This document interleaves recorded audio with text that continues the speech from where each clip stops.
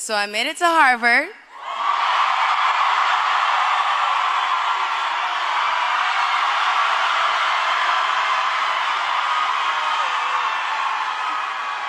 Never thought I'd be able to say that in my life, but it feels good. Thank you, Dr. Counter. Thank you to the Harvard Foundation, and thank you, Harvard University, for this great honor. Thank you. I'm incredibly humbled by this, to be acknowledged at this magnitude for something that, in truth, I've never wanted credit for. When I was 5 or 6 years old, I remember watching TV and I would see these commercials and I was watching other children suffer in other parts of the world. And, you know, the commercials where they, you know, you could give 25 cents and save a child's life and, you know. And I would think to myself, like, I wonder how many 25 cents I could save up to save all the kids in Africa. And I would say to myself, you know, like, when I grow up and I can get rich and I'm going to save kids all over the world, I just didn't know I would be in the position to do that by the time I was a teenager.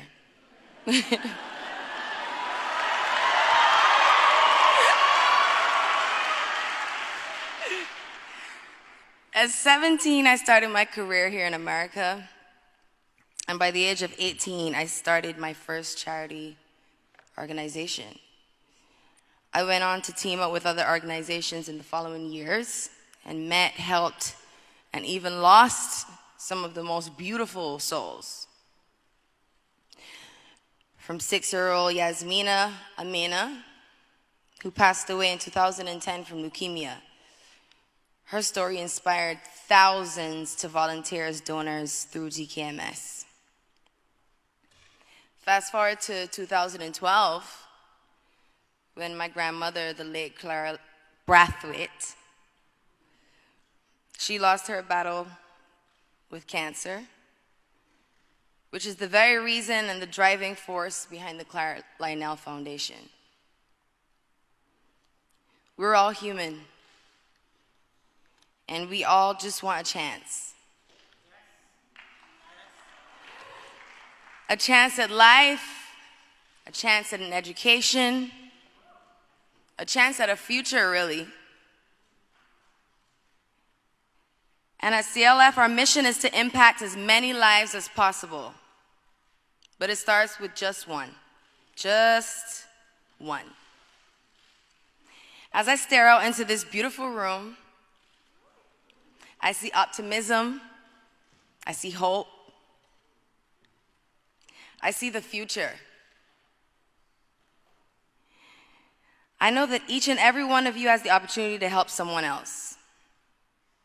All you need to do is help one person, expecting nothing in return. To me, that is a humanitarian.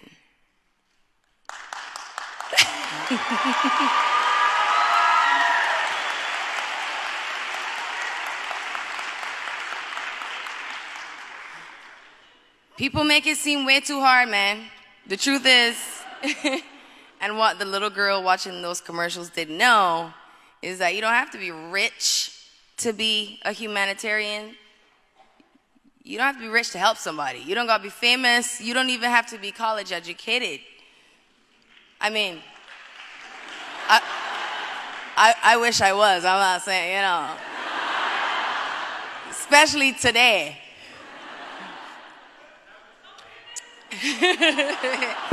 It's true, I might come back, but all right.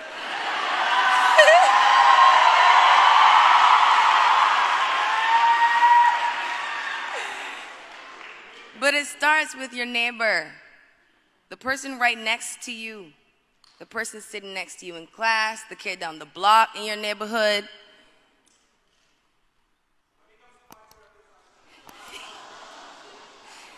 You just do whatever you can to help in any way that you can. And today I want to challenge each of you to make a commitment to help one person, one organization, one situation that touches your heart. My grandmother always used to say, if you got $1, there's plenty to share. Thank you, ladies and gentlemen. It was my honor.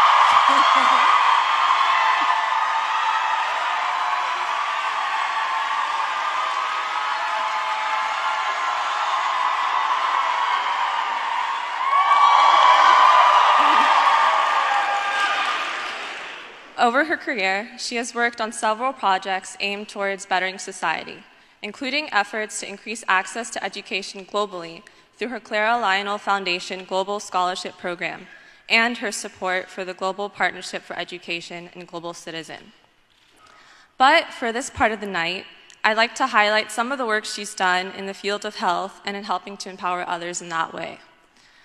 Part of Rianna's humanitarian work has been to develop a cancer diagnosis and treatment center at the Queen Elizabeth Hospital in Bridgetown, Barbados.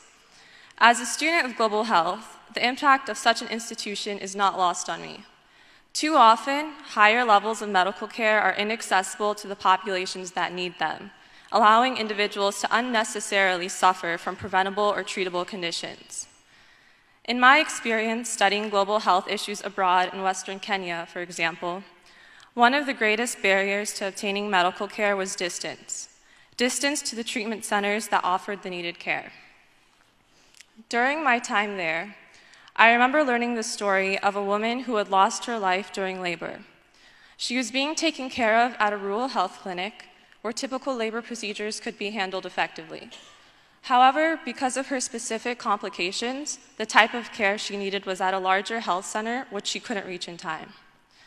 Fortunately, there are efforts locally and globally to tackle issues such as these. And I tell this story not to single out a specific region, but to highlight the importance of this work.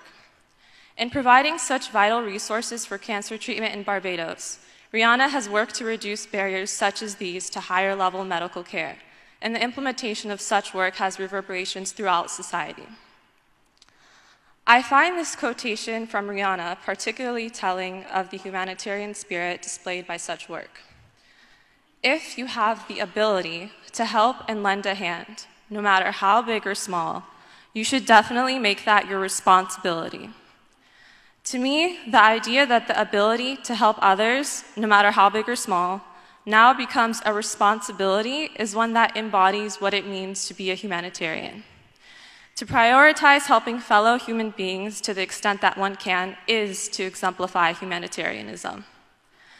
As many of us are students and will be navigating life outside of this university in a few years, I hope this humanitarian spirit is one that we will incorporate wherever life may take us. Thank you, Rianna, for inspiring us to use our abilities to work,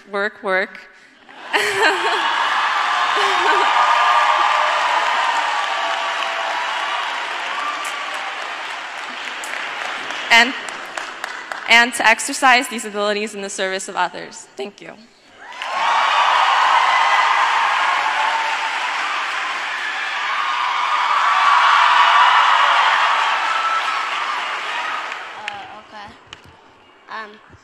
Rianna, we thank you for your compassion, your philanthropy to help others in need, and your wonderful music.